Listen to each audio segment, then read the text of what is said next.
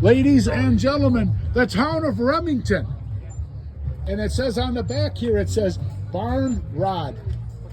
There it is, folks. Watch out for these hooks like this. He's got a saw blade up on top. He's got on the wrecker carriage and stuff. It's got the cable. He's got the gears, the linkage, and this is actually another motor here he might possibly run with. It's got a lot of patina on it. It's got a horseshoe to help get on the back. And then in the front, it's got a hit and miss engine. The Lawson, it says on there. Engine collector and display builder. It's a 1949. This is called a hit and miss record. This is badass, folks. This is one of one.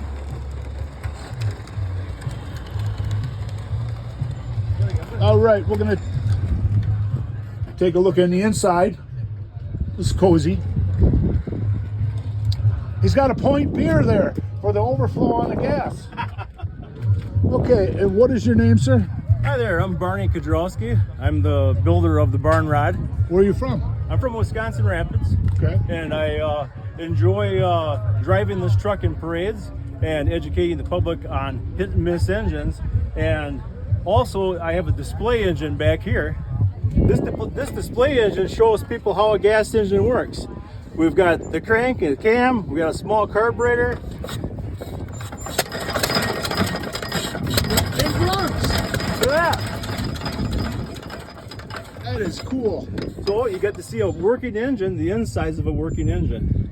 Yeah, that is. It's interesting how normal engine, the connecting rods are on the bottom. Yes, this engine's totally upside down. It's upside down. Upside down just for fun. So the truck itself is a 5,000 pound truck with a 5-horse hit and miss engine. The engine is that's a Lawson. a Lawson born over in New Holstein, Wisconsin. That's cool. Okay, and the engine weighs 1,200 pounds. And the coolest thing with this truck on the build is that this electric start works. Back in the day, they grabbed onto these flywheels and pulled them over. I'm going to demonstrate that electric start. Yeah, that would be cool. Super cool. I'll toot the horn and hit the starter pedal. Okay.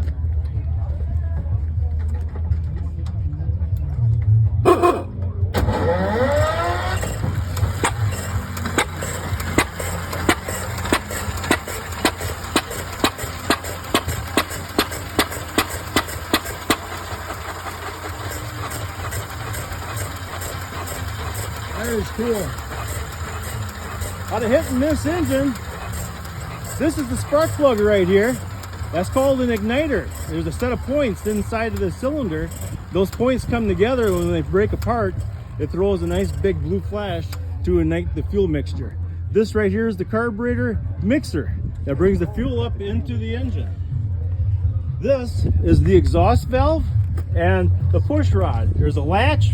That latch back there latches that push rod ahead to lock it into its miss cycle.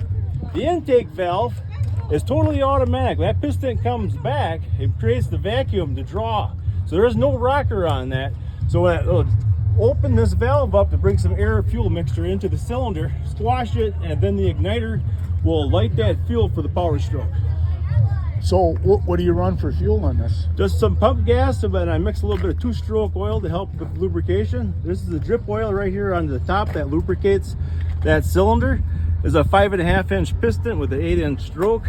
The big box that's on top is a water hopper, and that's its radiator. The water inside the engine will boil off, and you just add some more water to it. I have not had an issue with this engine boiling over. Overheating. I drive it in parades. It goes into that miss cycle. It gets fresh air from the exhaust. So how fast will this go? Well, it'll. My goal was when I put this truck together to get 10 miles an hour out of it. I have achieved that. So Great. but I'm going to 10. Like I said, I built the truck to drive in parades, and 10 miles an hour is too fast to drive in a parade. All right, Barney, this is fantastic. I want to thank you. Thank you very much.